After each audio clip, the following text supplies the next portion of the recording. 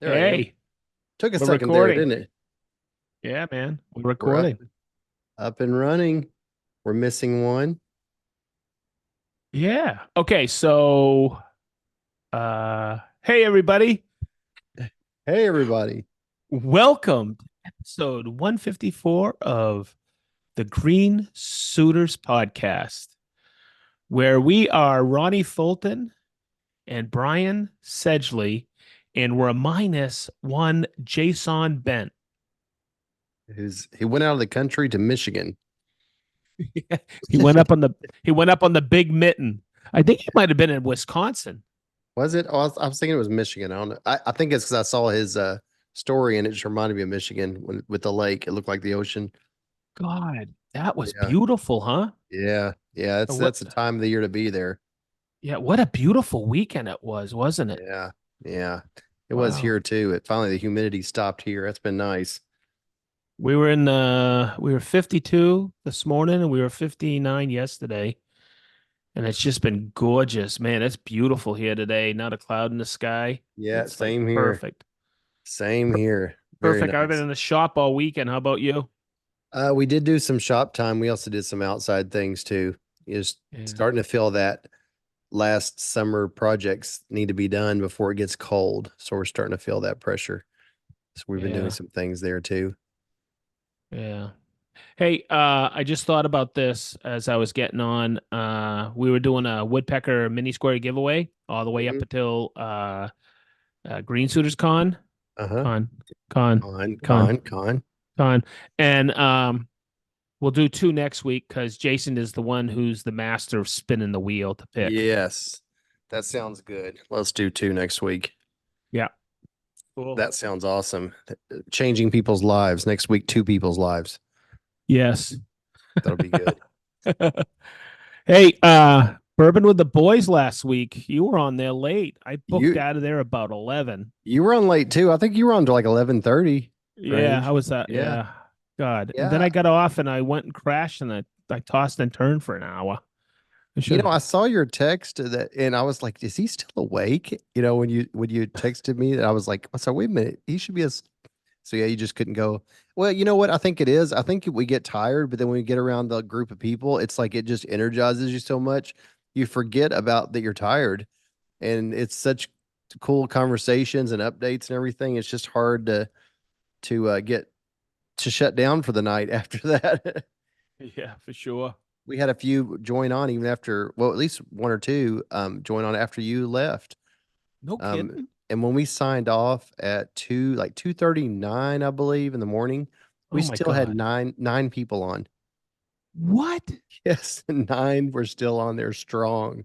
Yes, Oh my yes, God. yeah, it's crazy. But time flies by. And Kelly always asks, she's like, "What do y'all talk about?" I'm like, "We talk about everything. Talk about everything." Yeah. It's it was Yeah, good. we were all over the place on Friday night. I always feel like after 11ish o'clock, it's not like you're missing out on anything. No one's missing you. I know already Kelly's asleep.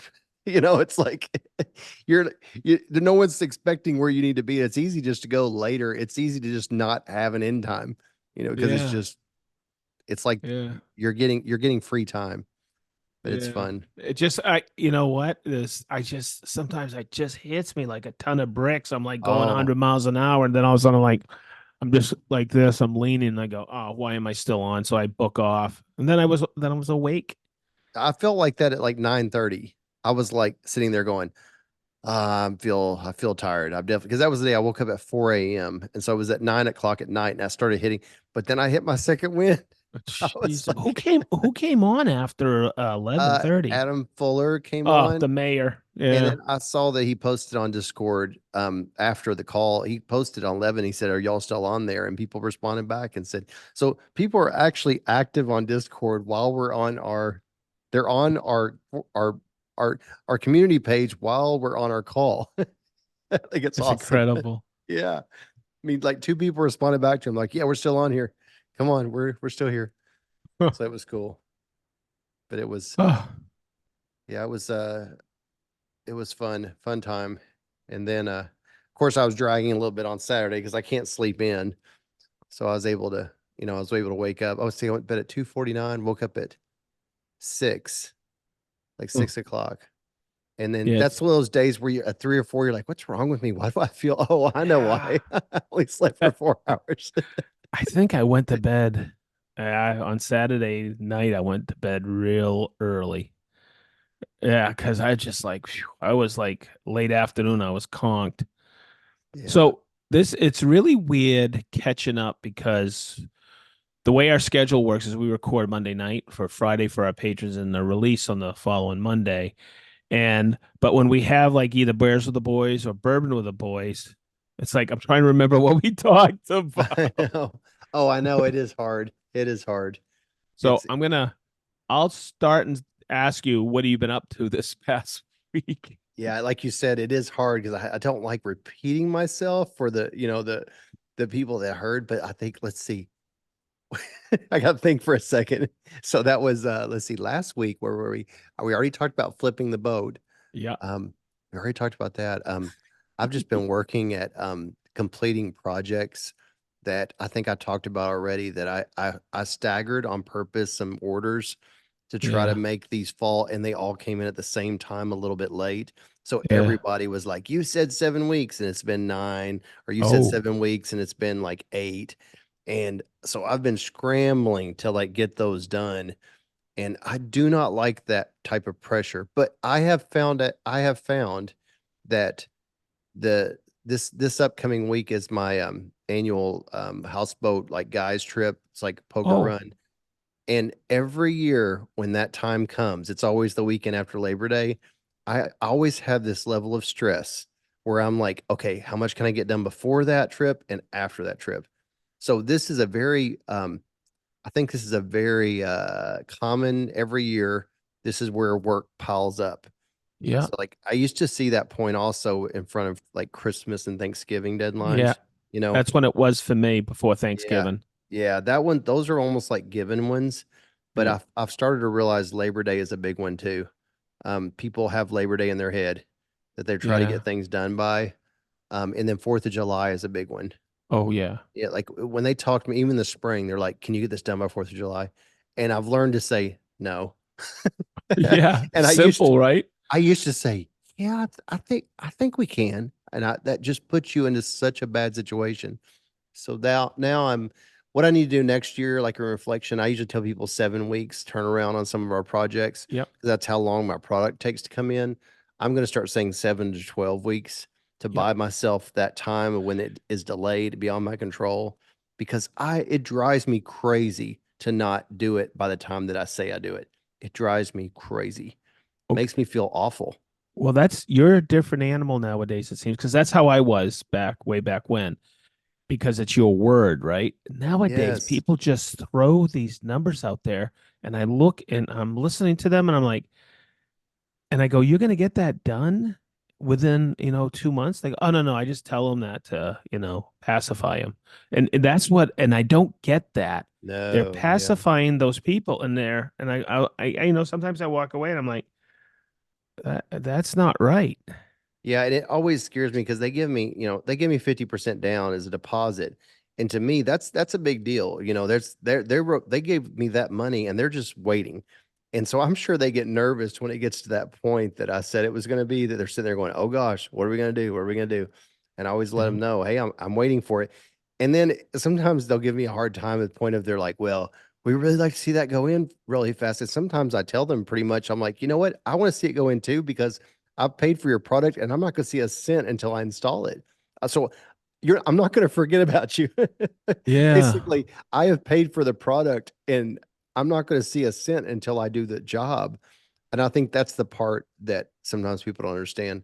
And what's different is a pool maker, like somebody is a pool builder, they'll take a half deposit and dig a hole and walk away. And maybe they didn't even order the pool package, and Oh, they're not out. They've actually made a profit, and that's what's scary. That's where if I was doing a pool or anything like that, I would say, no, I'm not giving you half down. I'm giving you, 20, 30% down. And I'll give you, after you dig the hole, I'll give you the rest of it. I mean, after you show up after digging the hole and you start putting material in the ground, I'll give you the other half. But people don't give me a hard time about that. Usually they understand that just covers materials, but I that's probably one of my biggest stress, just reoccurring every year, and it's hard to regulate that. Is how Huh. do you keep the customer from not being too impatient when it's beyond what I can control? Yeah. It's Hey, how many years have you been going on this vacation with the guys? This is 15, the 15th year. Wow. It's either 15 or 16. Wow. Yeah, I started it when I left the corporate world. He invited me the first year, and I probably wouldn't have went if I was still in the corporate world and had just like 3 weeks vacation. I wouldn't be like, do I really want to use that up for this, with having like a 2 and 4 year old? But I found myself self-employed where I needed a network, and it worked out really nice. I mean, I was on this guy. A lot of the jobs I get now is from the guy that I go that has the houseboat, and you meet all kinds of people. I met people that own granite companies out there, and pretty Huh. much everyone that owns houseboats own a business. Oh, So wow. it's interesting how some people would be like, "No, I've started a new business. I can't go out and do that." It probably benefited me more to go to this than it does to do out beating the pavement and going to home shows because Huh. I meet so many people. It's So kind that's of a cool time too. It's after Labor Day when yes, everybody does vacations before, and Labor Day is the yes. end. So after Labor Day, the lake is just pretty much dead. So it's the smartest thing ever. They arranged this poker run to have all these big, huge people with boats come in and do this. And it's like one of their biggest weekends of the year at the lake, which should be the most dead week. It's when they sell the most ice. They've told me before the amount of ice they sell, and it's unbelievable. It's like it's crazy. It's like six figures ice sales. And you're just What? like it blows your mind. Like it's huge for there's three different marinas and they rent out houseboats, and it's such a big deal when they rent out the houseboats. They don't allow the houseboats to leave the dock. So you rent out a houseboat and you have to stay there. And they're sold out like years ahead of time. It's and they don't even have people leave and they still make the same amount of money. That's insane. Yeah, but the other thing I just realized I really it hit me the other day. Not only have that 15 or 16 years, I've always thought that my corporate career, like in computers and like at Lexmark and then Toyota, was like a big part of my life. And then I left and started this. I realized that this year, as of June, I have been doing this longer than my entire IT career. And that blew my mind That's pretty because cool, man. still people I know are like, how's it going? Is it going okay? Are you guys doing all right? They still are that way. And it's like, they don't realize either. I've been doing this longer than my last career. That's That cool blows though. my mind. It really does. But what about That's you? Like you had that cabinet Yep. I had a shop, and cabinet it would shop. Yep. have you been doing your Festool corporate career Oh yeah. longer? Really? Oh yeah. Oh, much longer. Yeah. Um, I was basically full time in the cabinet shop. A lot of people thought I had that cabinet shop forever. I didn't. I had a woodworking business, Hmm. but when it came to the cabinet shop, I was in there about 6 years But wasn't full that the time. longest 6 years ever? I mean, just like it Oh, Ronnie, seems like you. 12, 14, 15 years maybe. Oh my God, Ronnie. Ah, The hours I poured in, but I was also working weekends and doing a day here and there at Marine Industry Tool and Supply because Eddie was a good friend of mine. He owned Seafair Marine. He sold that, had he took 5 years off and then had a because he had a non-compete with them to open another lumber company. He opened this little hole in the wall behind Les's Diner, Marina Central, in Fort Lauderdale, and he just wanted to sell tools, not lumber. And he said, Sedge, can you come in? I was buying lacquer thinner. He goes, Sedge, can you come in here and just stand at the counter? And I go, why? He goes, because people miss you. You've been sequestered in your shop and you must miss people. And you know what? He was right. This guy was a very thoughtful guy. And I started out with just 4 hours on a Saturday morning if we didn't have anything going at the shop. And then I would work Sundays.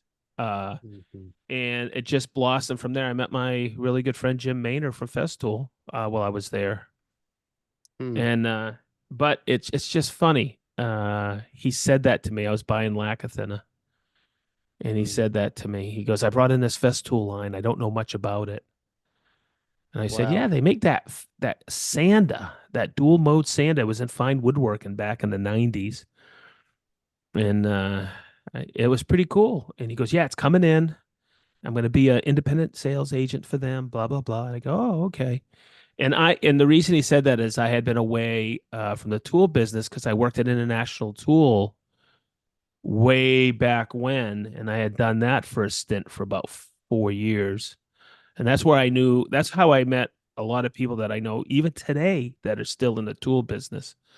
Mm. And I have people walk up to me sometimes at a trade show and they go, you know what? We knew you were going to get hired by a brand, but those guys had no idea I had left that industry and started my own cabinet shop. Ah. And when I was working at International Tool, I also had, and you know what? I started my first shop was in storage units, and I had a one bay storage unit, and I was making small pieces of furniture to put in country stores. Wow. I needed to generate a secondary income. I always did, Hmm. and it just progressed. And I met this guy once. His name was Mike Zeisler, and he had dropped a one of the guys who was renting half his shop. He had 1,800 square feet. And he said, hey, what do you think? I went, yeah. And we started Furniture PhD and we ran it Mm. for about 6 years. Oh, that's Yeah, it was cool. pretty cool. And I had to ask him, I said, hey, Mikey, is it okay if I work a couple hours on the weekend? And he went, hell yeah. No worries, because I need a little bit of break here and there. But to get back to your original question, yeah, I I wasn't burning out, but man, I love building for people. But people don't realize how much work it is, Ronnie. I know. I You think know? you know what I get burnt out on that I wish there was a way for me to change it now. It's difficult now. Is my cell phone is my business personal phone. And today, 9 o'clock, walking out, went out to the pool. I was out there with Kelly. We're doing a little skimming, just getting everything ready and, changing the basket. I'm like, it's really nice out here. I don't have to be anywhere. I get a text from the guy, the last job I did, and he goes, hey, I'm out here looking at the screen. There's something I'm seeing. I'm wondering if like this and that. I'm like, when it said Happy Labor Day first, it said Happy Labor Day. So Yeah. it's like he knows, why didn't you just wait till tomorrow to text me? Yep. Why do people not understand that I should get a day off too? And it drives me crazy. And it's so hard. Like I've thought about before going in my phone and making like just picking out people and say those people can call, making one of those options, but everybody else goes straight to voicemail. But it's hard to do that. Where do you end your filter? And it's Oh just yeah. it's That it's almost a mistake from the beginning. If you can separate your business phone from your personal, definitely a good idea. And I oh. wouldn't have thought that was a good idea probably the first 9 or 10 years, but now Mm-hmm. I do. Yeah. It I have two phones. I have my work Yeah. phone from Festool and I have my Sedge Tool phone. Uh, And it, phew, it's just bad. I mean, I've thought about just putting my phone up and not looking at it. I can't do that. I mean, that's the way my mom and anybody who calls, I have to be able to be reachable, and that's what's. Mm. yeah. So it's really funny, Ronnie, this conversation where it's going, because somebody asked me a question the other day. Where do you find the time? So I started in 2007 at Festool. Okay. And there was the first time in my life I only had one job. And I was Marianne and I felt so blessed. Marianne worked two or three jobs. And for the first year, I didn't have her work at all. She works at Lowe's now to stay busy. Um, and I don't mind sharing my personal information with people at all. But here's the thing that happened during the pandemic. I started Sedge Tool, and somebody asked me the other day, "Hey, you got that Sedge Tool thing going on?" He goes, "Where do you find the time?" And then I tell him I have I'm part of another business called it's a podcast, and he just looked at me and went, "Huh?" And I go, "Yeah, people don't realize." I looked at him and I went, "Have you ever owned a business, a woodworking business or a cabinetry business? It's 20, I don't exaggerate. It's 24 hours a day, 7 days a week. Hmm. And when I'm not building, I'm thinking about it. And when I'm sleeping, I'm dreaming about it. Hmm. Okay. It's a constant worry because it's your business. You need to figure out I had this conversation with Mark Adams once. You have to figure out how how I'm going to make the bills when I'm in a lumber yard trying to buy board feet or something and trying to juggle that for it's people don't realize Hmm.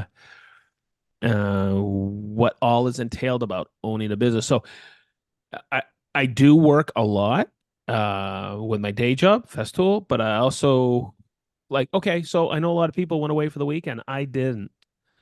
I was on Saturday. I didn't spend all day doing it, but I planned some things, and on Sunday I got things ready.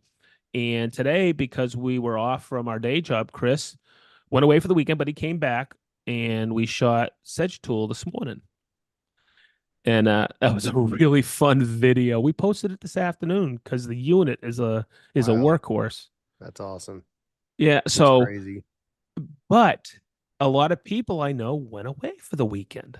That's Hmm. that's the only time I really have to do Sedge Tool. I mean, I get home at night and I answer. I don't do anything during the day with Sedge Tool because I don't like conflict of interest. Festool owns my time during those hours. So I do everything. Sometimes I'm at 9 o'clock at night. I'll do some stuff for Sedge Tool, and or if I need to get on a phone call with somebody, it's after 5 o'clock. No, never a conflict of interest, and that way there I can balance it correctly because I do have integrity, and they have taken such good care of my family over the years. I don't want to ever taint any of that. So I just sorry I just went into that long No, no, that's conversation about it. no, it hits close to home with me. That's something that I don't have the conflict of interest thing, and it's almost harder for me because I feel pulled every day on do I do a project that materials just came in, or do I take care of something that someone at a rental house called about, or do I make Kelly happy with doing silicone around the granite of the sink that she's been asking me to do for, which I did today, by the way. Did you really? She Or asked put me for handles or she put hand asked no, hardware. it's around where the undermount sink meets the granite. There's a Yep. place on the front that she's been telling me for 3 or 4 weeks when she runs water, she'll see it. It comes up underneath this. It'll be wet under there. Such an easy thing. I mean, it took me maybe like doing a great job. It took me like 8 7 8 minutes to do it. But it involves me remembering to bring the caulk gun home, Yeah. a tube of silicone, all that stuff. And today I made a point to do it because she's been asking. She's very patient. She's like, don't forget when you get a chance. Don't forget when you get a chance. And I kind of know in my mind that she's the lowest priority customer in Oh, all actuality, because she's not yep. the paying one. So I just sometimes I have to just pick out which one every day. It's like, what's the fire? And I did a really great job for a long time not working weekends. I was doing, especially when the kids were both home. I think that's what, but now, especially with Cameron, he wants to come out on the weekends to the shop. I'm pretty much 7 days a week out here unless I'm out of town, which is not terribly bad. I mean, we on the weekends we take it easy, but we're always doing something. There's always stuff that has to be Yep. done. It never ends. And for me, social media almost becomes the bottom of the line. Like I can't focus too much time on that because the other things I'm juggling everything else. So it's just hard to do it all. That's my struggle. It's just so hard. I always feel behind. And I hear people say they're bored. I don't understand it. I don't I'm so Oh, far from bored. so here's the thing. Marianne and I, uh, she, Ronnie, when you say Kelly's really patient, Marianne's really patient with me, and she has been our entire time together because she knows I work and work and work. And I just got this T-shirt, and it's our motto, Chris and I. I'm going to stand up, and it says HWPO. Do you know what that means? Uh-uh. Hard work pays off, Oh, and that's that's how, good. Chris and I operate. But our number one priority is we have is family first. So he sometimes he comes up to me and he's like, I go, what? Jokingly, we joke around about it because I always want this to be fun. And he goes, Sedge, are you going away for the freaking weekend, Mr. Vacation? And he goes, but I'll be back and we get. I go, relax. What's our motto? And he goes, family first. That's And good. that's the name of the game. Yeah. Yeah. Okay. And So he's a little reluctant to tell me because I bust his chops. I bust everybody's chops. But it's a good thing because I he just got married and Emily is very patient and Marianne's very patient with me. She always has been. So today it's just funny because a lot of our friends went away for the weekend and and we have friends going on vacation this week. And she goes, and she was talking to somebody in the front yard about, oh, we went up to a lake, one of our neighbors, and we just got back. And Marion goes, yeah, I wish Brian would take me away for the weekend. Mm. So I come in here and I'm watching the video, and she goes, I look at her, and go, am I boring? She goes, no, we're boring, and it's okay, Yeah, yeah, and that's exactly right. but we're not bored. We're always doing something. Right, right. And I think there's nothing wrong with that. I think that means you are happy, you Yeah. know?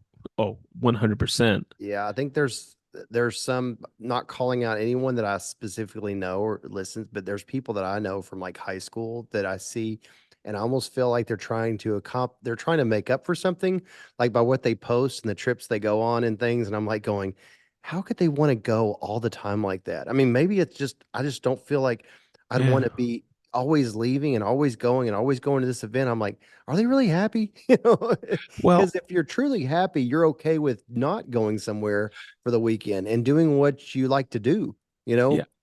It, You know? that is that is exactly what I was getting at. Yeah. My and Marianne, our favorite place on earth is our home, Yes. our And dwelling. This is our peace yes. away from all the hubbub in the world.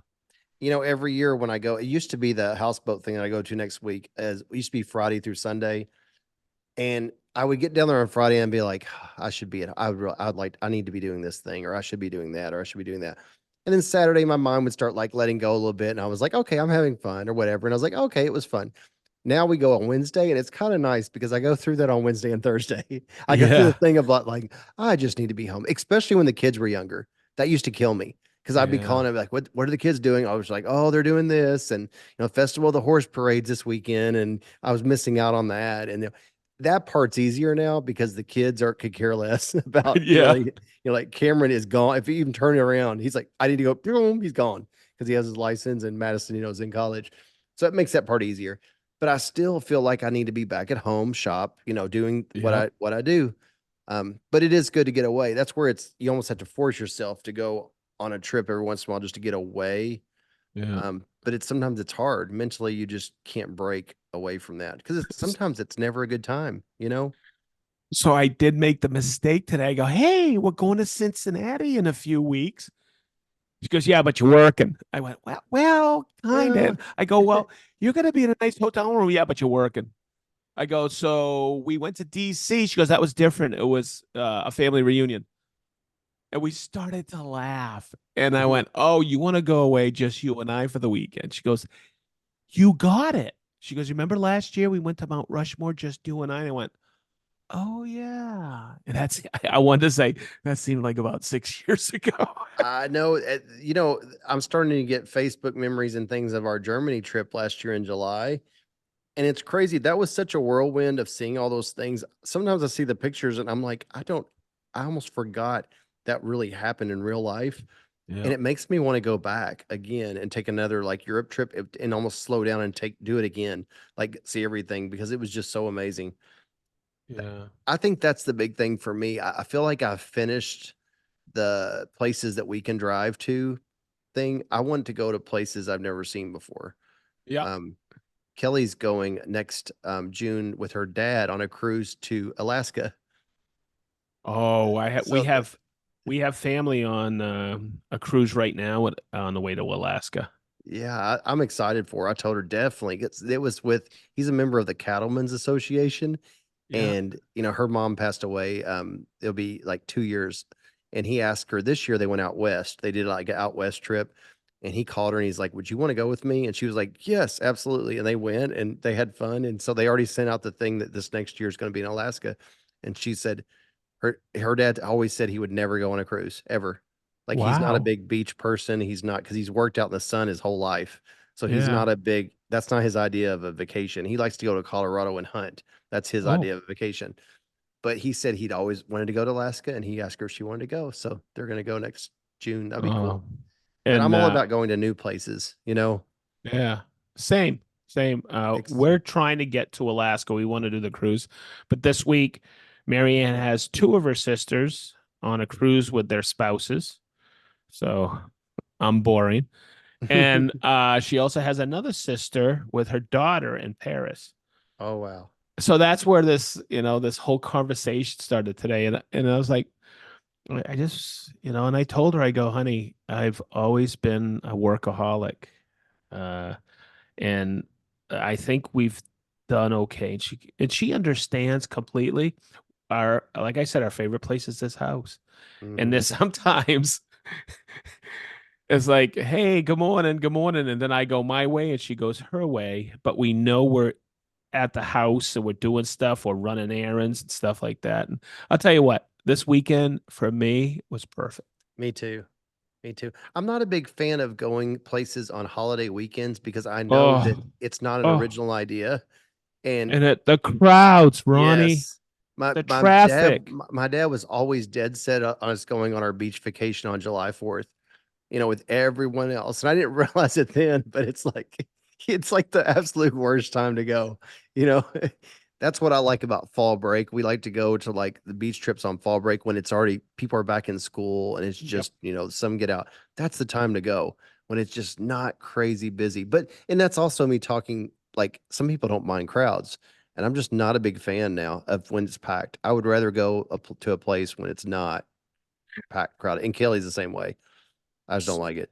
So we have a rule here at the house because, yes, I do crowds, but I work them. I do trade shows, right? And there's two words I don't want to hear when I come home. Hey, Sedge. Oh, I know. You know what? I've been there long enough at some of the shows that I feel the same way. I've Oh, heard them say that so many times. And I remember oh. walking with you once through the hallway. We were leaving. The guy was like, "Hey, Sedge." And I just saw you turn around real slow and you were just like going, "No more. I can't take it. I can't take it." So I had a really cool conversation with our CEO last week, and I was asking him about his vacation, blah blah blah, and we were talking about trade shows and uh, and traveling, and I go because he doesn't like big crowds, but he of course he has to be there at a trade show, whatever, and I said to him, I go, in the early days, everybody wanted me to go out to dinner after I do like a JLC. And it was, you're 8 hours, 9 hours, balls to the wall talking, right? And the only thing I wanted to do is go to my room and crash. I needed to get that drone out of my head. Right. And nowadays I can do that. Uh, and it's really great. Now, JLC, and he said, that's what I want to do. And we started laughing. And he goes, because sometimes I need that peace of quiet. I go, me too. You have to have it. But in the early days, there were some people that would insist I go out that night. And that's okay. But I was kind of zombie like. Yes. When I did JLC that year with the HK, my arm was ready to fall off. I was holding it at dinner like this because Yeah. I had that as an appendage to my arm Yes. for Yeah. 8 hours. So it was kind of funny. This sometimes I've gotten sick at shows, Hmm. and it's because it's that constant, and you're out to 10, 11 at night. So nowadays is sometimes I just say, hey guys, I'm going to bed. Look at Workbench Con. We get back from dinner, you guys all head to the boss. Yeah. Two of the nights I was upstairs crashing. It's just I need that Yeah. peace and quiet for my brain. Now, Kill. what I like about JLC now is you guys go, you and Hmm. Jason, we have patrons. So Right. I actually like that because it's not I love everybody I work with at Festool, but I'm working all day with them, Right. right? I get to hang out with you and Right. Jason and all the patrons that come and we go We just chill at a little pub or whatever, Right. and it's so much fun. I I like re that part. Me too. I remember that it was so funny that when I first started, kids were 2 and 4, and I did the home show in Lexington, like the biggest home show in our area. I would do it. I would set it up. It would take me like 2 days to set it up. Kelly would work the entire thing with me from, it would go from, luckily it was just one weekend. A lot of cities have like 2 and 3 weekends, Oh which yeah. I wouldn't have been able to do that. But it started on like Thursday night and then went Friday all day, Saturday and Sunday all day. And my parents or her parents would watch the kids, and we'd always have these grand plans because we were right in downtown Lexington. We rented a space out there, and we'd be like, after the show, we're gonna go out to eat, and we could stay out late as we want, we do whatever we want. Always, without fail, we would go. Sometimes we'd end up going through a drive-through, but we would, if we went to dinner, we would sit there like you said, it's zombie-like. You don't Yeah. feel like talking because I remember you get to a certain point when you're talking to someone and you say the same thing so many times that you start going, "Did I already say that?" And I've even asked people before. I'm like, "Did I just tell you? Did I tell you this just now?" And they're like, "No, you Yeah. didn't." I'm like, "Okay." I just don't even know anymore. So you know what? You know it's funny. People would say to me, I'd be sitting at dinner, almost zombie like, and once again, I love everybody. But hey, Sedge, are you okay? Yes, I'm okay. You're So just decompressing. but you know what? But you learn certain things. Okay. Here I am. I sit down to dinner. You remember what I did at Workbench Con? I ordered two talls, two beers. Mhm. I used to do that all the time. I go, hey, after I order one, I go, yeah, I'll take a whatever, a Guinness. And I go, hey, just so you know, there's 20 people at this table. I'll take another Guinness, but not at the same time. And she'd look at me and go, huh? And a couple guys would go, get him a second Guinness. Yeah, yeah, Or exactly. get him a second beer. Because I just want to drink that beer and relax. Because the Yeah, first one never touches the sides. yeah.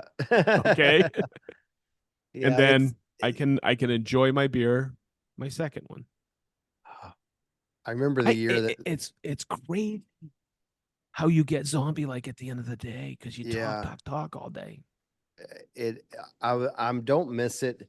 The biggest thing, I think it's good for a company who sells products because then you can turn around and say, okay, here's your product. But when you're selling a service, it results in so many callbacks. Like you have to call people or they have to call you, or you have to weed through who's worth it, who's not, Mm-hmm. who's a good candidate. Mm-hmm. And it is overwhelming. It worked for Yeah. me. I would not say it was a mistake, but I did get to a certain point where it didn't make sense anymore. Um, and then a lot of people figured that after COVID. I think that killed a lot of the home shows because people stopped going after that. So some of the people that hung on after I left and the people that did like garage floor coatings, one of my friends, one that did a Mm-hmm. closets, they were like, well, I'm going to stay with it. I'm going to keep doing it because I get a lot of business from it. They've all dropped out now too. Yeah. Um, so it was I was a trendsetter. That's what I'll say. Well, you build up that initial clientele, and Right. then the word by mouth goes, and then Yeah, you and that's don't need it. stronger. That's And the stronger. same thing with your other buddies, like the flooring, the garage floor guy. He probably did it a few years side by side, continued to do it a couple more years. Then all of a sudden he goes, "I got more business than I know what to do with." Yeah, you know what? It Because was that so word of amazing to mouth. me when we were next to each other, and he has, that epoxy high-end flooring thing. Yep. It's definitely a luxury. Everyone can't afford it. And we started talking once, comparing customers. We knew we had all the same customers. It was so funny. He'd be like, "What about so and so and so and so?" I'm like, "Yep." He's like, "What about this one?" "Yep, did that one." And I started noticing after we talked the first time, I would go to a customer's house, I would see his floor, and I would text him. I was like, "Did you do this one?" He goes, "Yep, that's my customer." And I knew once he said that, really strong chance they were going to be mine too, because Yep. they like the same things. And there was a phase where I used to know if I saw a big green egg, I knew that they were a definite sell. I That's don't see that as much anymore, but there was definitely a phase where if I saw a big green egg, I knew for sure they were going to buy. no kidding. Because I Yeah, that like was quality stuff. yeah, yeah. And I don't feel like that's as much Huh. of a thing anymore, that people have kind of switched to these other things now. Yeah. But that was definitely something that I noticed Boy. for a long time. Boy, that big green egg phase. Yeah. Holy moly, did that is a marketing machine. Yes, it is. And I mean, I think they're still going strong, Oh but yeah. in our area, I think there was a time where, I mean, people thought you had to have two. You had to have a big one and a small one. You know, they'd have, Yep. and people were asking me all the time to build custom counters for them, things Oh like yeah. that. And they were cutting out of granite. You know, granite with the two holes in Holy it. crap, really? So you want to Yes. hear something wicked cool? I have a colleague at work who loves to grill so much. In his new kitchen, he built it out. It's to die for. He's got 3 green eggs Wow. In the kitchen. in the kitchen. He's Wow. got it all set up with these major and commercial hoods, Hmm. and he just loves to grill year round. Wow. And That's cool. and he's got the coolest wife to let him do that. That's it. That is cool. Yeah. That's He's, neat. I go, how did you? He was showing me parts of his kitchen and pictures, and I went, "You did what?" He goes, "Yeah, it's economical." He opens up the doors. They're beautiful. It's beautiful cabinetry. But guess what he has? He goes, "I want to see everything." Cis AZ cabinet slides that come out with all his stuff. That's funny. He goes, "I didn't have the time to do all these, and the expense of these pullouts. These Cis AZs are perfect." That is And, perfect. and I just went, "What?" It's so Break, cool. breaking into the kitchen industry. Well, the thing that yeah, but the thing that's neat is it's he goes, "Listen, it's my kitchen. I'm gonna do anything I want with that." And she lets me do everything I want. And afterwards she loves it. No, that And he sounds goes, "We're neat. gonna live here for a long time. We have lived here for a long time." So I just thought it was cool. No, that is Just it's cool. so efficient for them. Yeah, if they're going to live there for a long time, it'll probably be needing a remodel by the time they ever would want to sell it anyway. Oh yeah. Oh Make it yeah. the way you want it. I think they've been in there already, I think 25 plus years. Oh, wow. Yeah. It flies by. He's just so he's so humble and he's just nothing phases the dude. He's Hawaiian. He Oh, goes, okay. brah, don't worry about it, brah. That's, yeah, they're definitely, we went to Maui. They're very laid back there. That's Yeah. I definitely go, different. I said, "Do you have those green eggs to grill up all that spam?"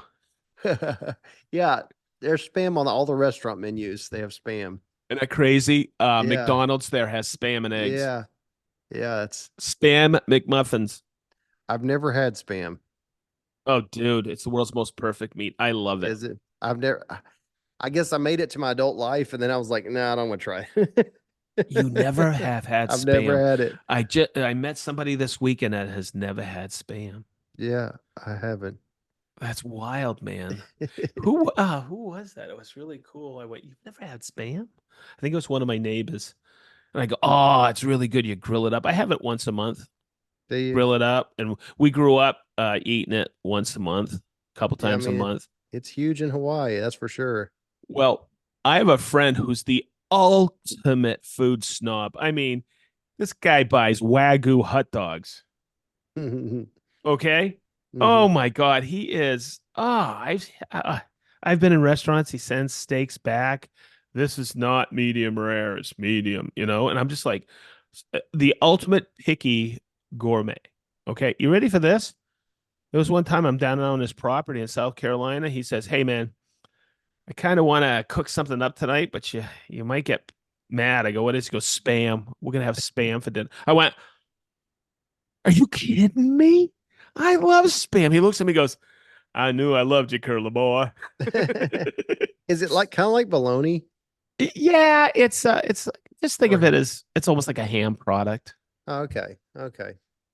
I Yeah, wonder if Hawaii, the reason why it's big is they used to almost have to have canned things that come yeah, across. Is that kind of rations. It came yeah? over as rations. Huh. But that's what I was told. Yeah, it sounds like that makes sense. Can't believe Huh. the Green Suiters podcast is brought to you by Spam. And Green Suitors Con. Hope you like spam. Hey, we got spam being grilled on Friday night for you. One can per person. Yes, that's it. The world's most Big your can and walk step to the left. yeah, at the world's most perfect meat. Yep, we're gonna give you a can of spam and you can cook it yourself right on the grill. Yeah, we need to talk about giving if we're giving out spam tickets where people don't try to get two. Yeah, yeah, yeah. One Just one can. one spam ticket per person, and no sharing. I'll never forget when I am such an old dude. When they started talking about spam and email, I was like, I like spam. First time I heard spam, I thought the same thing. I was like, "We're talking about the food. What are they talking about?" Are they talking about that canned world's most perfect meat? Oh, you know what? Speaking of spam, you really, really need to watch because I'm very, very in tune with scams. I Yeah. got an email the other day that said Amazon Associate Central, you're log into your account. It's for my influencer, like my commissions thing. Yeah. And I clicked on it to log on, and something made me look back, and it said your August statement has arrived. Someone is really knows how it works because it's time for that to come in. But I looked back at it, the email, and I clicked on the link just out of curiosity. It was not Amazon.com. It was Amazon dot something else, but Ooh, everything looked legit. Everything. And I was steps away from logging in to Amazon. Amazon. I was Oh, steps away from doing it. They have gotten so good at that. They know when, like, whether I have like Chase credit card or they know when they send things and they send it right on time and they pick things that a large group of people have. But I tell my mom all the time, I'm like, if you get any kind of notice at all, no matter how scary it is, just don't go. Go log oh. on to the website. Don't go from the email. Okay, so they are getting so good that at work we go through and everybody is like, "Oh, really? We got to go through this." I actually like it, and it's a internet security training program for email. Corporate espionage, whatever, all of that crap, and how they fish and stuff like that. So, long story short, at Christmas, I got fished hard, and it really opened my brain. And so I sent it to our IT guys, and they said, "Thank you. This is unbelievable." And there's certain ways you can do it by hovering over the email address and seeing if it's actually the right email address. But boy, they are really Oh yeah, hacking. They are getting slicker and slicker. So I tell everybody they be are. very cautious. Now, there's sometimes I've deleted an email because I didn't even recognize it. And someone said, "Hey, I've been trying to email you." I Yeah. don't care Yeah, that's if better it's than doing it. Yeah. absolutely. I don't open any attachments. I just say, nope, no, thank you. I Especially ignore the Go ahead. phishing I get on my phone nowadays. Yeah, well, yeah, mine's gotten out of control. In the last few months, it's so bad. Oh, yeah. It, it it's like the text thing has just blown up. Text spam is the new thing. Oh, yeah. It's ridiculous. And they try through United States Parcel Service or UPS. Oh, your package is here. And Yeah, I could see if it's somebody old and they're trying to, and they're preying on those older folks. That's not right, dude. And that just yeah, pisses me off. yeah. There's a lot of them that I like laugh at. Like I'll get the Facebook message that said your message has been flagged. You're going to be removed from Facebook, and I'm just like, whatever. Or those kind of things. They get some people with that and make them log on. But some of the ones lately that have been coming in, if you're not paying full attention, it looks Oh, yeah. legitimate, and Oh, it's yeah. the things that you should be getting anyway. You know, Yep. and the other one I see a lot that I think would really freak someone out is it's like your shipment from China has been confirmed, and uh, click here to confirm your shipment. We have your PO number. Thank you for your Ooh. purchase, kind of thing. And if someone didn't know any better, they're like, I didn't buy anything from China. Oh, What? yeah. And they start clicking on it, and you don't realize what you're doing. It Yep. sends you down a path. Or thank you for your PayPal payment. Yes, yes, And yes. I just That's laugh at those and I delete them now. because I Yeah. was concerned. So what I did is I went to another computer to check my PayPal, Yeah. because that's my business. Right. And I went, oh, those sons of guns are Yeah. scamming even that. Yeah. They're, they're hitting on those, as I say, your paranoia heartstrings, Yeah. and going, oh no, no, no, because they're thinking there's some scams going on. They pretend they're the scam. Right. Yeah, yeah, no, no, Right. it's not good. Yeah. Hey, So Ronnie, it's mm-hmm. I got one for you. What's Okay, that? because and this will turn into something that we could talk about. I want to tell you what I've been up to, and uh, and then I want your opinion on something. So I'm working on a new Midas saw stand, and I Mm-hmm. started the process today, ripping down plywood and stuff like that. So have you ever built something or got halfway through building something and go, yeah, that's not right? So about a year ago, I thought underneath my Capex, because it all started when Jason was over one time. And you know how we talk about a second set of eyes? Mm-hmm. Okay. I had the Capex on one side and the beer fridge. And he said, just move the beer fridge and move your Capex over there and then build that wall. And I went, oh, that was simple. And it worked out well, right? But I had the Capex on the Capex MFT and um, the extensions. So I had all that open space down below. And it became cluttered with just offcuts and boxes or whatever. So I was designing a new Capex stand, and I was talking about it as I was building this SAZ drawer box for a video. And I said, this will go into my Capex. I'm building the Capex stand. Well, I built them shallow enough but I still have room in the back. And it's so what I'm getting at is I got halfway through it and I went into a redesign. What part? And now I'm doing full base cabinets. I'm not doing Sys AZ drawers. It turned into three cabinets on each side. The extensions folded up will sit on top. I'm going to use at this time the MFT because I want the openness underneath for my dust extractor. Yeah.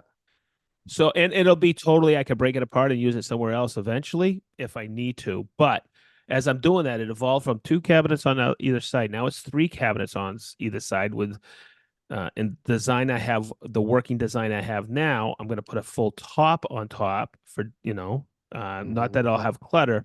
And if you can imagine this, a full toe kick, but the drawer boxes, I'll be able to put four drawers in each one and I'm going to make them custom. Now, here's what I'm getting at. It is a huge undertaking because I got three cabinets on each side or drawer boxes, which everybody wants me to do a drawer box video. That's 24 boxes. That's a lot of storage. Yeah, but Chris was asking me today, he goes, do we need that? I go, Chris, there are some of these drawers in here, which I hate because they're catch-alls. And you know how I've been organizing systematically all these different, whether it's the three drawer sortainers in the thing with Kaizen or my other drawers underneath the bench I've been organizing. And I go, I want to do a final. I might be able to eliminate another cabinet I have over here that I've had for 30 years. Mm-hmm. He goes, yeah, that's good content. But out of that, I think I can churn out, not churn, but oh my God, get about at least six videos the way we were talking today. Now, in saying all that, I don't want to say it's a design on the fly, but I sat there Saturday and I was just doing my typical little sketch outs with it, doing my measurements. I've already made my story sticks. I'll discuss the whole process of how I've designed this. But have you ever done that or built something and then within a year have to rebuild it because it just didn't work out or Oh yeah. you thought of a better way? Yeah. Yeah, for sure. And you know really quickly when it doesn't work out because you start using it differently than as it was intended. You know, I know that I was really excited about the workshop hutch. It's the only plans I ever bought from the Yankee Workshop. It Yeah. was like 9 drawers, 9 huge drawers and a top. and then it had wall slats, kind of like a Pollock workbench, kind of on the top. The top became a huge junk collector of every single thing. Ended up right there. I didn't know it was in the drawers because they were so deep. They were it was holding, and that's the drawers were. I would say there was three to be like at a 36 high. There were three, so they were about 12 inches tall. And they just it didn't work for me. It was intended to hold like Norm's all of his Porter cable routers and things like that. But for me, I usually didn't even know it was in there. It just didn't Mhm. work. Um, and that's when I learned that I like drawers, but I don't like counter space. That's what I didn't like about it. But I Yeah. like the idea of the counter spaces where the miter saw goes, and it kind of keeps you from being able to put stuff up there. Yeah. Um, my miter saw station kind of was a temporary thing that became pretty much permanent. I made a 2x4 ladder frame type and Yep. put wood on the top of it. And I set it in the middle of my shop on my 30-foot wall so I can go like 16 to either side of it. And I built my Craig station into it as well. So I have my pocket hole Oh. machine and I have that. And it was one of those things that I did just kind of, okay, we'll see how this works. And it's been what 6, 7 years. I haven't touched it. But what I don't like about it is it's just open underneath. Hmm. So I have some places that have some cabinets that I have them set underneath there. I have some sustainers sitting under there. I have my dust collector, of course, which needs to be under there. Hmm. That's dedicated to the saw. But I would like to have a consistent storage type solution under there Yeah. because it again, just like the drawers, you start forgetting what's under there really quickly. Yeah. So I I like the idea of the drawers. yeah, it's funny because like I said, I have it on that Capex Mini and the Capex is on top of there. And then I have the extensions. And I thought about, well, I I could build a box for that as well, and put the thing in there. But I have moved that Capex a couple of times when I'm doing flooring in the house, and I could Hmm. take that mini, set it up, or the mini MFT, put that and within 5 minutes have it where I need it. And next spring, Marianne has hired Mr. B flooring, and I'm doing the whole second floor in the same tongue and groove 3/4 oak upstairs. I'm gonna do the Nice. loft and then the hallway, and I think the master in that, and then we're gonna do carpet in all the other bedrooms. Nice. But I'm That'd be also good. also gonna do the staircase. Hmm. We really like it when I pull it the carpet out of there. Same thing with the basement. It's Southern Yellow Pine, and they did this in our town home in Fort Lauderdale, and she freaking loved it. Hmm. I'll sand it all out, stain it, and I'll do the risers white. Hmm. Okay, and then I'll stain those and put Bona Chemi traffic on top of there, Hmm. and it'll look like walnut staircase or whatever. Yeah. Yeah, that does look really nice. Put something on the back on the risers, each one make Yeah, those. Yeah, that's good. yeah. But That's a yeah. Go ahead. I was gonna say that's something on my list to do.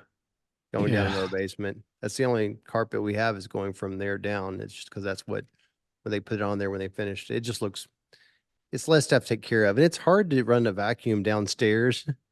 Like you have to hold the vac up in the air, to go to yep, each one. It'd be better to be hardwood. There's some places that carry the treads too that in the popular wood color, a lot of them carry oak and things for people who don't have like some people have particle board on their stairs when they take their carpet yes, off, and in that case you could always do a cover on there. They're only like a 1/4 inch thick on the top, and then yep, you cut the nosing off yep. of the existing stairs and you stick those on there, and that works out really nice too. I did Yes, that because once yeah, for someone. A yeah. designer asked me if I do her house, and that's when I bought that hardwood trim stair tool guide I Oh told yeah, you about yeah. before. I bought that. I Yeah. priced that into the job. Did you And really? yeah, it's pretty sweet. It's like it reminds me of like Gershner kind of tool because it's like a really nice hardwood, kind of like piece of art type stair gauge that Yeah, you could definitely have made one a lot cheaper, but it's really nice. And the way they thought it out, yeah. it's like Because you can. slide. Yep. Yeah. Yeah. It makes a Yeah. job like that very easy because all stairs are not, none of them are 90s. So it makes it That's look for like a sure. nice tight fit. That's for sure. You know who makes a version of that now? Woodpeckers. You know, I saw that. I did see that. Theirs is a simpler version. It's like has Yeah. a center thing with the other. Yeah. This one is almost, in some ways, it's almost too complicated because it Yeah. joints in the middle and then it also has two joints on the top and like it does a lot, but Yeah. it gets the job done. Even has some hard rubber edges that you can trace, to get those lines on there. But using that with a track saw and having the miter saw set up with Oh like the yeah. laser the light guide, it's like cheating. It You makes it know, I so know. easy. And It makes it so easy. I may even look at something like that. I don't know, just to match like the oak. I Uh think they were, I'm pretty sure they're around 20 something a stair the uh-huh. last time I looked. I think it was like 23, $24 a stair. And that's like already glued up, already has the notch on it. It's like I couldn't make it that cheap, for the No. amount of labor that went into it. It's already sanded and ready to go. Huh. Um, so I was like, that's not bad. Like 14 stairs. It's not bad. Isn't that funny? Sometimes you can buy the like a door cheaper than you can make it or Oh a yeah. table leg. Oh yeah. And I recommend Osborne's Yeah. uh hardwood. Is it Osborne's hardwood? Yeah. Osborne's Uh Supply or something like that. yeah. Yeah. And Yeah. oh God, I've used them for so much for table legs. Someone said, "How are we going to tape the legs for the farm table?" And I go, "You pick up the phone and you Yeah. order from Osborne's." Yeah. Don't even get set up for a one-off like that. Yeah. My God, we used to get those maple legs for like I could not believe the price. And I Yeah. said, and I called one place and I go, "Do you have it?" No, it's about a 3, 4 week lead time. I called Osborne's the first time, and this is back at 2000, like 10. And they said, "How many you need?" And I need, well, I Gosh. was thinking about getting, 100. And they go, "Yeah, we got that. We got like 900 in stock." Gosh. It's crazy. Wow. Isn't that cool? Osborne Yeah. Wood Products, I think is the name of the game. Yeah. Yeah. You Yeah. should get a big phone book from them. Yeah. Yeah. It's crazy. They got great customer service.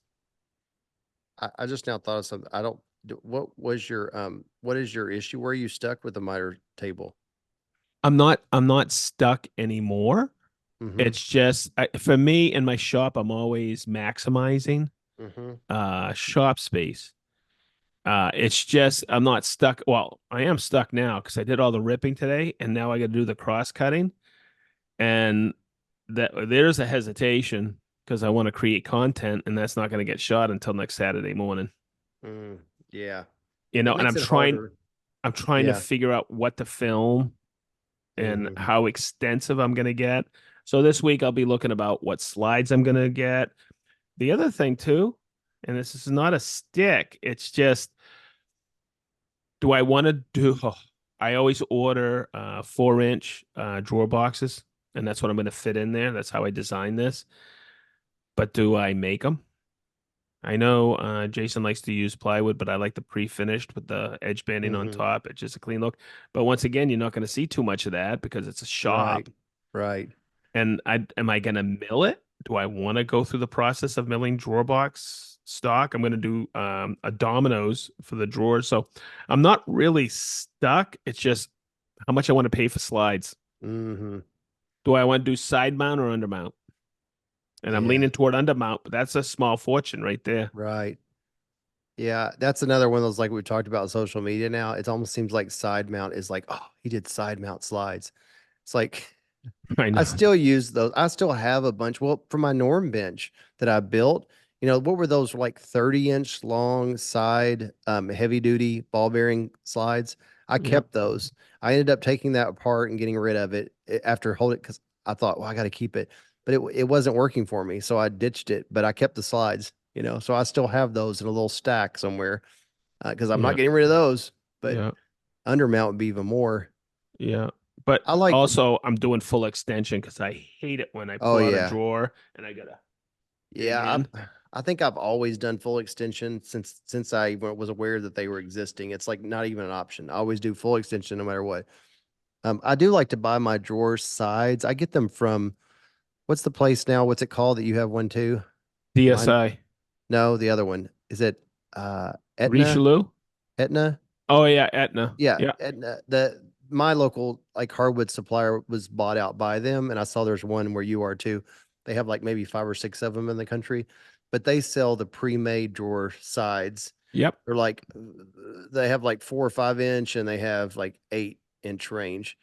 And Yeah. I buy those. They're already slotted. They're already rounded over on the Oh yeah. top, and I've That's what I've I bought get. those before. Those are it saves time to buy Yeah, those. I get the Maple. pre-finished. I get pre-finished maple. Hmm. It's already banded up top. It's it's got the 1/4 inch groove, 12 Yeah. millimeter groove, and you just buy it by the 8 foot stick. Yeah. Yeah. I think that. And they got them in 4, 6, 8, 10, and 12 in depth.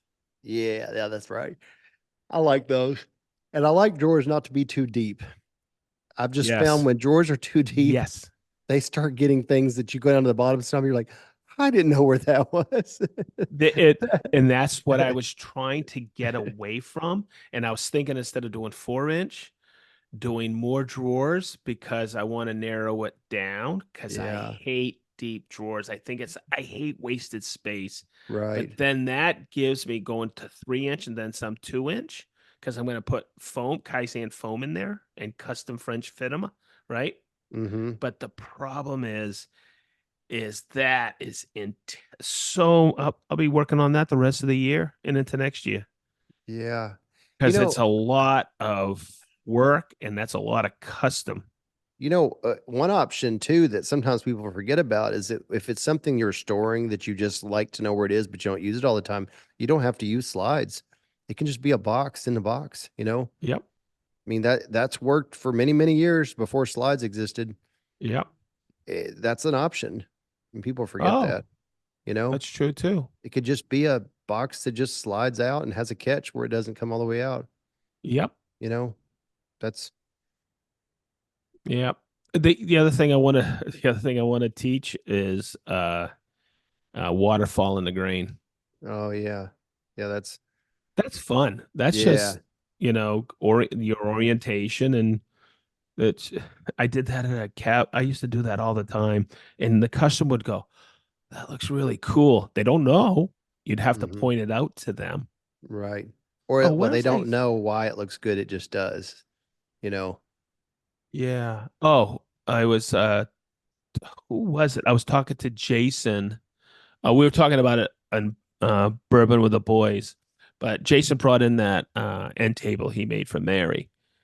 And I looked at it and I had to look at it again because of the way he did the top.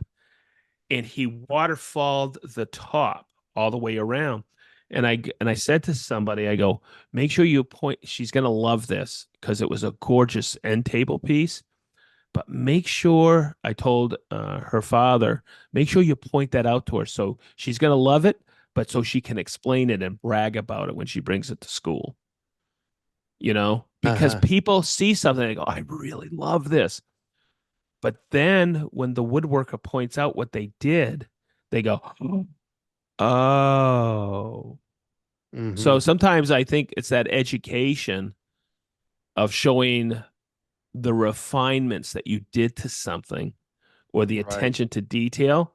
And it gives the customer a bragging rights. So when people go, "This is beautiful," but they can say, "Look what the craftsman did," Right. and they Right. go, "Oh my God, that's gorgeous! I knew I liked it, but I didn't know why." Right.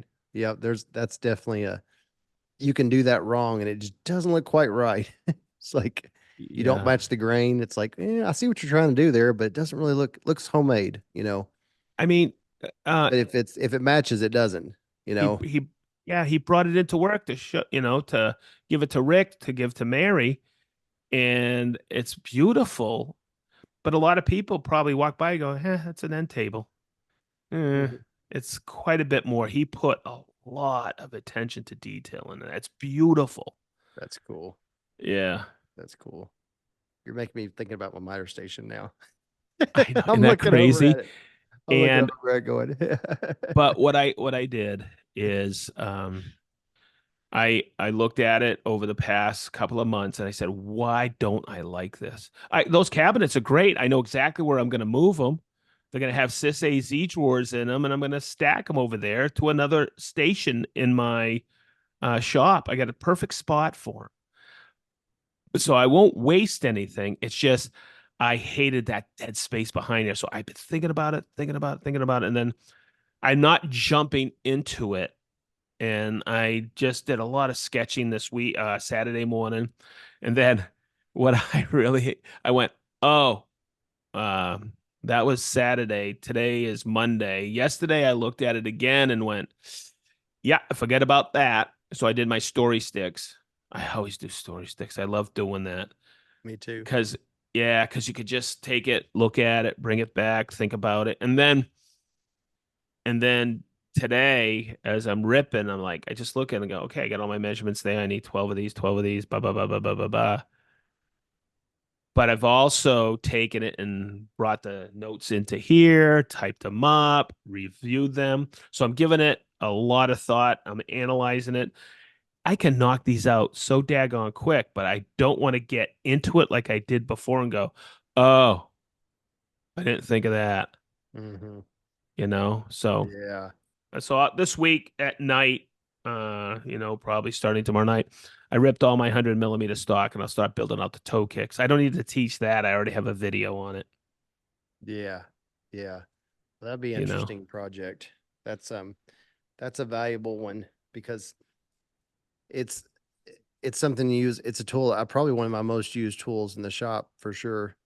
And it's so handy. The only biggest issue I have is something ends up getting set on the outfeed side that I have to move. And then you're having double the time. You're like, why did I set this on here? Why it becomes the most perfect table, that little outfeed on both sides. Yeah. And sometimes I have the habit of setting something down there.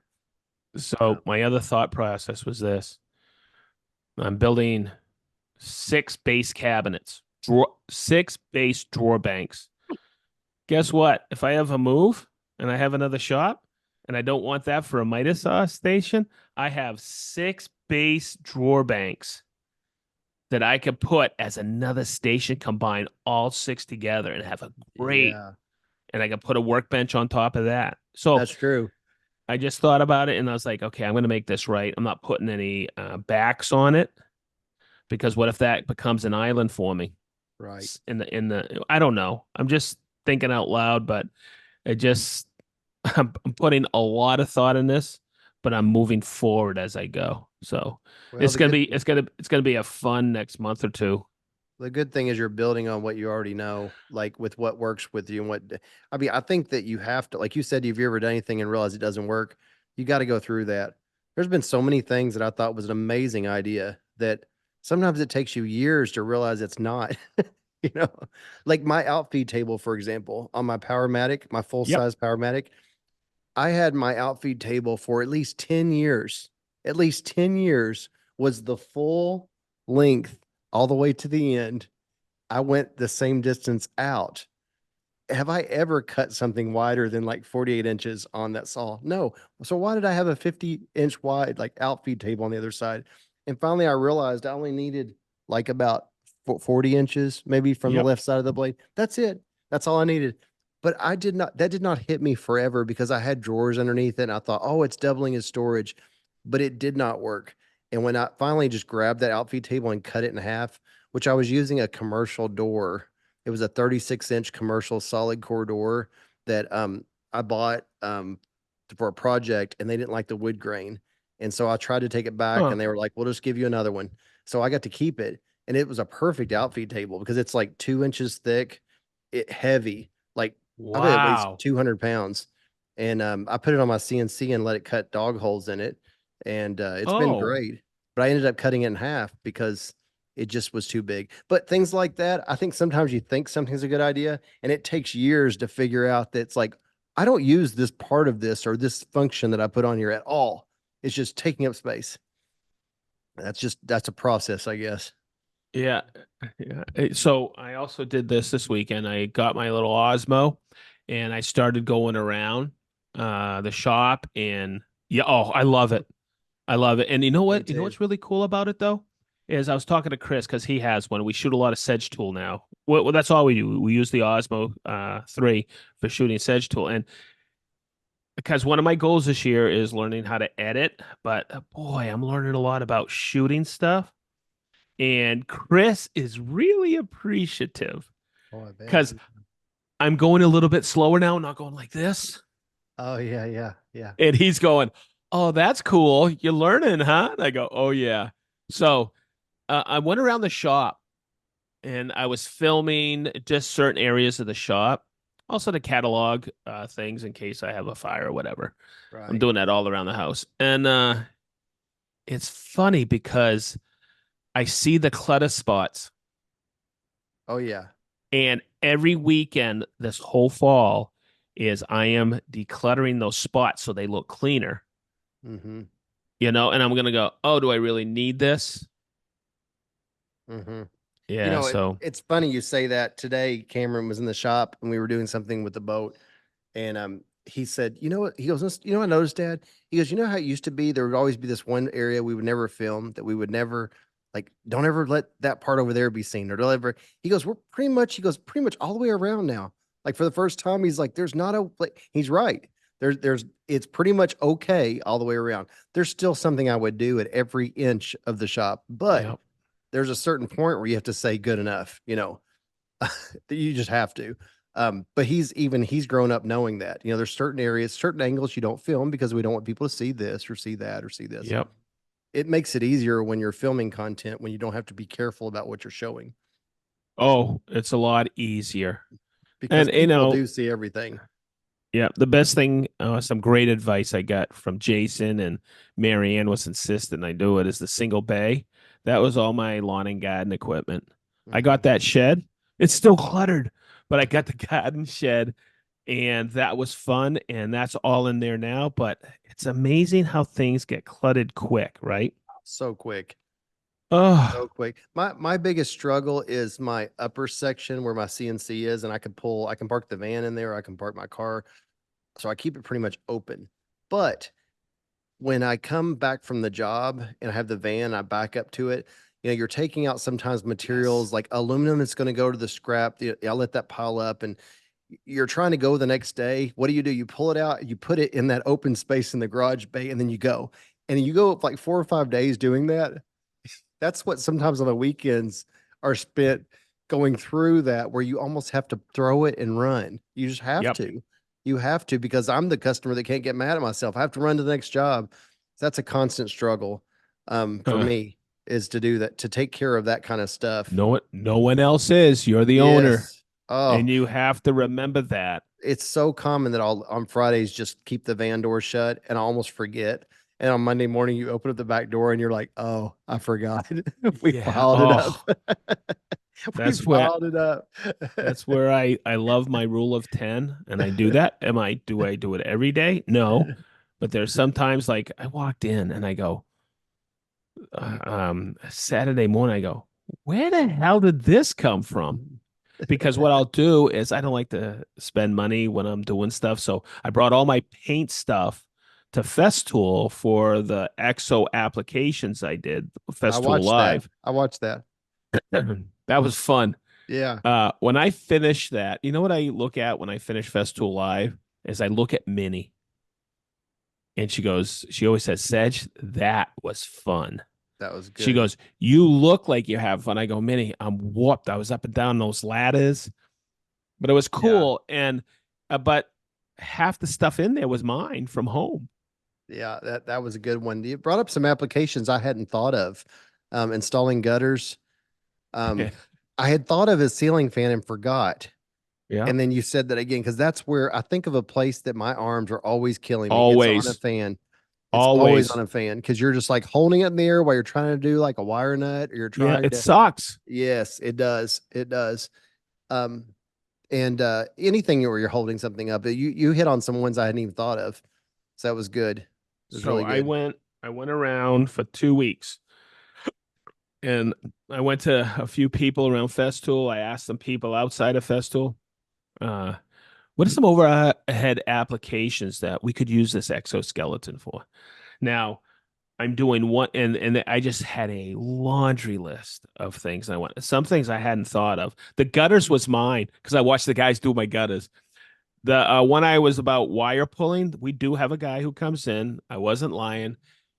His name was um, Jordan, like I called him out, and I can't wait because the guys in IT said, "Man, Jordan pulling cable would love that." I go, "I know.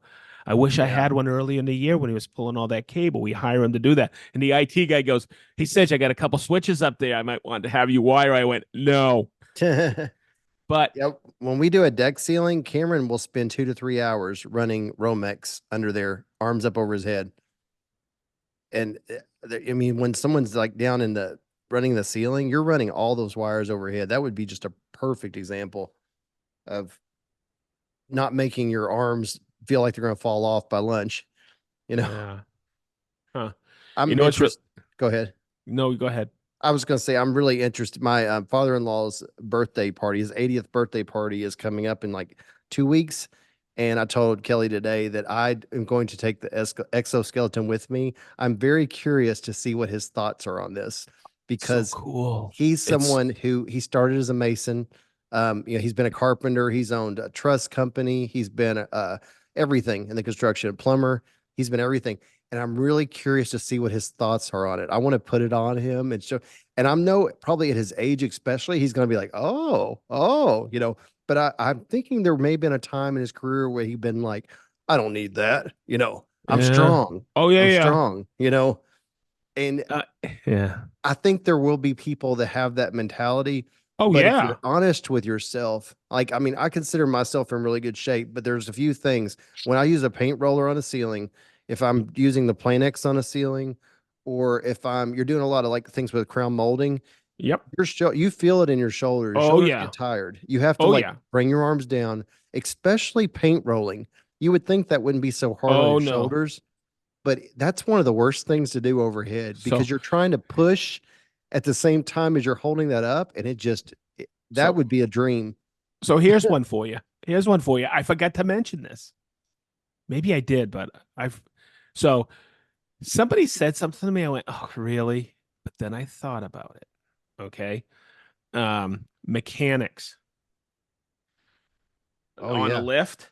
Okay. Oh yeah. But I bet you I could sell every daggone one we have to Jiffy Lube. Think Oh about those yeah. people Oh, that's in all they that do. pit.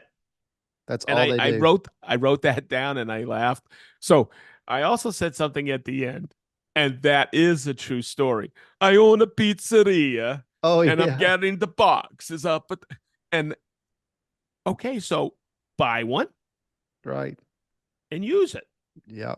It's yours. Yeah. We Michael, one of our bigwigs said, I really don't think we know a all the applications. Oh He no. goes, he goes, we're gonna be shocked why people buy this. Especially if some ergo committees get a hold of it in corporate Yes. world, like Safety. yeah, Safety. like Toyota, they're constantly were trying to when I worked there, they were trying to reduce workplace injuries. Yes. And that means a lot of times bringing the car up and down during assembly. But there's Prevention. certain times when you can't avoid it. The car has to be up higher than the person or it has to be lower. And they identify those tasks that are like hard on your body, like where you have to have your arms up in the air. Yes. And the only solution they have right now is they make that a short job where you switch off with somebody else during the shift. You switch jobs where you're not doing that the entire time. Yep. But a person like that, they could give that person that and it would allow them to do that the whole shift without having to do a changeover. That's huge. So That's that's something that I have to be very cautious with because someone says, "Oh, it's too expensive." I go, "It's not for you. If you right. think that's too expensive, you don't have the application." Right. Someone who's working above their head all the time, Right. they see the value immediately. Okay, Yeah. so I sometimes people think, "Oh, he's exaggerating. He works with Festool." I had that Planex and I was sitting in the popcorn in Festool Live. It takes all the weight off for me. Yes. I did not feel it up there. Yeah. I It got to every use the time I Planex. do that, every I time used I it in do that, Germany and it's it's amazing. crazy. Yeah. It really is. It's hard to explain also unless you experience it yourself. It's hard to explain because it's something we've never felt before. Uh-huh. They said, what is it, like 22 pounds, equivalent to 22 pounds of It help? takes 11 pounds off of each arm. And you think about someone in the gym, like when they need a spot, sometimes all you're giving somebody help is 2 pounds or a pound of pressure to make Okay. somebody be able to lift. It's Okay. giving you So, 22 pounds of help, you know? okay. So I have, okay. So I will say that. Okay. 2 pounds of pressure. And as soon as your hand touches that, that person, I'm going to say benching. Okay. Yeah. Yeah, that's what I'm picturing benching. Yeah. As soon as I touch that bar when I'm That's all you squatting, need. no, it's Is it you psychological. think it is? Always. Really? Now, I the always time thought it that you was need a spot is when it starts to go back down. uh-huh. Then you need to pull that up because Yeah. they've already failed. They've hit that certain event in there where they have failure, and it's a weakness in your triceps, elbows, and forearms in your grip. Uh But a lot of the times, like every time I've been under the bar and I had like, okay, and I'll go back to college days, Swanee, my workout partner, and he would go, okay, Sedge, let's go. And he would load extra weight on it. I was like, oh, Jesus. And it's psychological. yeah. Okay. He would push me, push me, push me. He goes, come on, let's go, Sedge. You know, eat it. And I'd get under the bar, unrack it, and I would bring it down. And then all of a sudden, his fingers went under and I just drove it up. Oh, don't get me talking about lift. Okay. And I said, Swanee, he goes, Sedge, I didn't even touch the bar that time. It's here, it's in your head. I can see that. And you know what? I would say the majority of the time it is. And maybe even that 22 pounds of help that you're getting, it's also helping in your head too. That you're like, I can go all day. I can go all day. Well, But that is one of the points I wanted to get across. I don't hmm think anybody likes sand and popcorn, but hmm people who do it, they remove it for a living or paint and roll a ceiling. Yes. That's fatigue. And it also Uh will prevent rotary cuff, everything. It's hmm prevention. It's being more productive. It'll because it eliminates that fatigue. Right. And Right. that is the name of the game with this whole new system. Yeah. And Ronnie, you are 100% correct. It's new. It's new technology out there. And we're the only one. Oh my God, I can't believe I'm talking about this because well, I'm trying to get away from trying to get away from passive Separation. versus active. Yeah. Ours is active. Yeah. We can do everything on board. Now, there are 5 or 6 other companies with exoskeletons, but they're all mechanical. You have to take them off, do the adjustments. Here, you can do it and change everything. And we're the only ones on the market with that. It's so And cool. there's a lot of cool things about it. Now, the first time you tried it on was a little awkward. Yes. And but I watched your first video and I picked up a couple of things because I didn't adjust my neck the first Yep. time. So there's a neck you can adjust on there, which makes it a lot more comfortable and feels Yep. like, and also I think I had mine down too low Yep. on the back. So Yep. like you said, that's just a reference that they say on the numbers. You have to Yes. make it fit for you. So that's the part that I had to kind of get used to. But once you get it dialed in for yourself, that part's you never have to do that again. You know where your Oh. settings are. So I have had, I'll say it this way, I have had an amazing journey with it. Where I'll say right now, and I believe I said this on the first Festool Live, I'm going to do a third one, but it's going to be more of a deep dive, like removing the harness and doing a bunch of other things. I'm going to set up the Bluetooth with it and show you how you can work. You don't need this control. You can use the app. I can dismantle one arm if I want, blah, blah, blah, blah, blah. Okay. But I'll do that like in December. I Mm, want to give it a little bit of a rest. Um, yeah. and what I wanted to do is in my journey was I wanted to pretend I am that contractor who is thrown this by the general contractor says, here, I got you something. No training, no nothing. And I struggled the first 10 times. I was upset. hmm It was awkward, very awkward. Why do you think I called it out several times? Put the battery on first. Yeah. Yeah. Okay. It's But not there's a easy. lot of things I learned in that. I was pretending I was somebody who didn't open up an owner's manual, blah, blah, blah. Okay. Didn't watch any videos, blah, blah, blah. And then I opened up an owner's manual. I watched a couple of videos and I realized, boy, the videos that I had seen already were horrible. Yeah. Okay, Because so and they were from overseas, and I was just like, okay, I'm gonna do better. And then I practiced, and I'll tell you what, that week before, I probably put it on the whole 6, 8 months of my journey.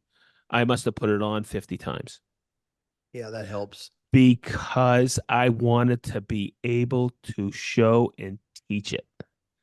Yeah. I have had so much daggone fun with it.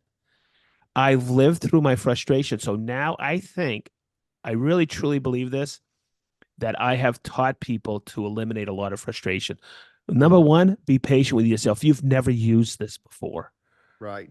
You Yeah. you you you don't even know what an exoskeleton does, right? And that's what I try to do to that was my preamble of Festool Live. And I had, like I said, I had fun doing this. And it was my journey. And I said to people, 100% be patient. Be Yeah. patient, be patient. And now when I put it on, it's effortless, but also I walk around the building and I talk to everybody in the warehouse. They go, "Oh my God, Sedge, that's amazing." I go, "You want to try it on?" They go, "Yeah." It's Ah, cool as that's neat. heck. People are intrigued with it. So it's it is not expensive. And people are gonna laugh at me. They're listening, they're going, "What are you talking about?" It's not, because if you're working above your head all day long, this is nothing. Yeah. Yeah, I agree. It's it Holy for yeah. I mean, crap. and especially, I mean, look at right now, if you're wanting to wear like your black leather pants and you have AirPods on and you got a decent shirt on, you're already at what, $700, $800 right there. So it's Hey, like, I mean, it's like this is something, a piece of equipment, a tool.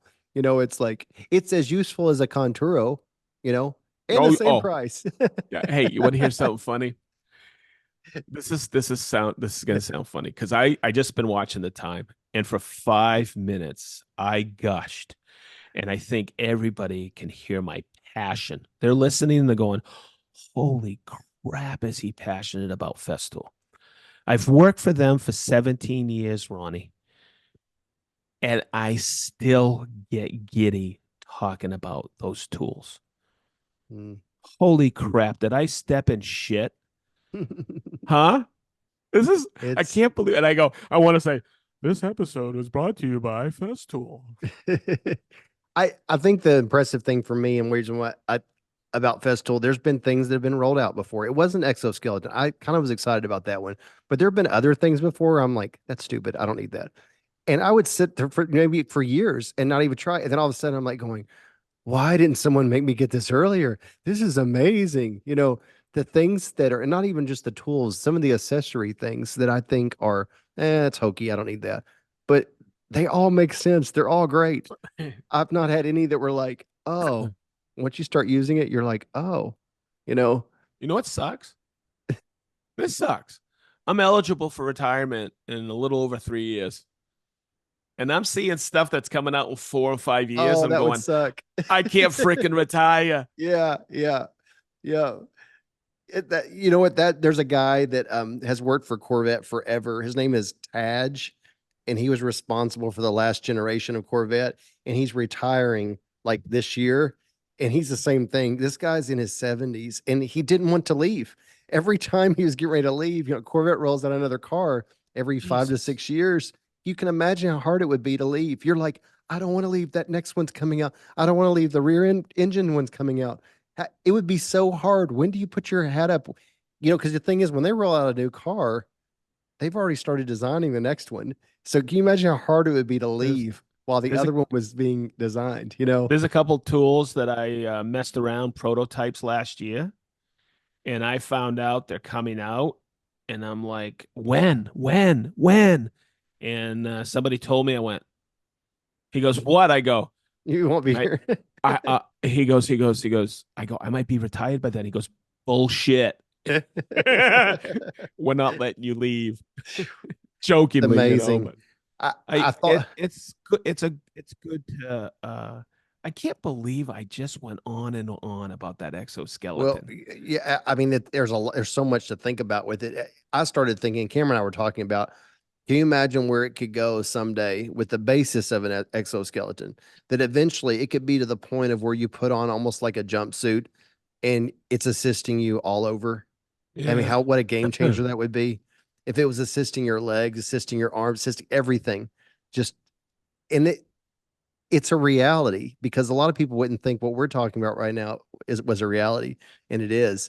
So it just makes you think, can you imagine what they will have in Oh, 20, 30 years? so think about how old Alien is. I think that's a 20-year-old movie. And You that was ready? science That's an fiction. exoskeleton. Yeah, and that was science fiction then. Yeah, Yeah, science fiction. yes. So I'm just It's like, amazing. this is cool that the company I've been with and have made my career with is always forward thinking. So, hey, Yeah. you're in it. This is going to go back. I just got a text from somebody wicked cool, Ronnie, and I want to read it before we sign off. It's Okay. exactly what we were talking about. It said, just watch the plywood rip video that I dropped this afternoon. It said, really, really liked the format. The unit filmed and edited it. He loves it. He goes, and the colors really pop. So when Chris and I thought, okay, now we're dropping them at 4K because he got that new laptop and with the Osmo. Uh-huh. Chris is always shocking me, and Hmm. and it's like we were talking earlier. You don't think people watching are going to notice, but boy, they're noticing. Oh yeah. And They he notice. has worked so hard this last year, and we've upped our game with cameras, new audio, and his editing is getting unbelievable. So That's awesome. I'm going to say, hey, thanks, Jevin, for noticing. He is a patron, and he will be a Green Service con. Con. I can't So, believe that's coming up in what, three Ron, weeks? 2 weeks, 2 weeks. 2 weeks. three, no, three. Yeah, it's three. Oh, Yeah, because in between then, I'm teaching at Mark Adams the weekend before, yeah. It's gonna be a busy month. This month's gonna fly by. and that whole week going into holy moly, into Green Suiters Con. I'm also doing a demo in Lafayette at Von Tobel. Ay, ay, ay, all day on Wednesday. I'm really excited about that. That'll be good. That's a fun lumber yard. So, What are you demoing? everything. Oh, okay. So everything. But Just kind of. I usually concentrate on a few things. I'll be wearing the I exoskeleton the was gonna whole say you time I'm should be demoing. wearing the Oh, exoskeleton. I'm Yeah. going to. Yeah, Oh, for sure. absolutely. For They're like, sure. and I think Chad has already asked, is Sedge wearing an exoskeleton? Hell yeah. But it'll For be sure. funny. I'll be talking with everybody and oh my God, we have so many cool people that I do that every year for them because they're just good friends. They've supported us for a long time. And Garrett actually used to work there. Okay. Okay. And they're fun because uh, it's like people are going to be walking in there and go, Sedge, you're back. And I talk to these people. They're Mennonites and there's Amish people that come in there. Oh my God. And they're so nice. So we'll have Oh, a that's good time. cool. That'll be good. Yeah. It'll be a blur. This month will be a blur. Holy moly. Hey, Ronnie, I can't Yep. believe it I flew know by it's like that. time. It's time. All right. Well, So, hey, bye bye. bye-bye. Bye-bye. I'm gonna let you, I think I'm gonna let you win where you can get No that one. way. No way. Hey, Ben, Yeah. fight me. Bye I bye. think I'm gonna just let you win. Hey, bye bye.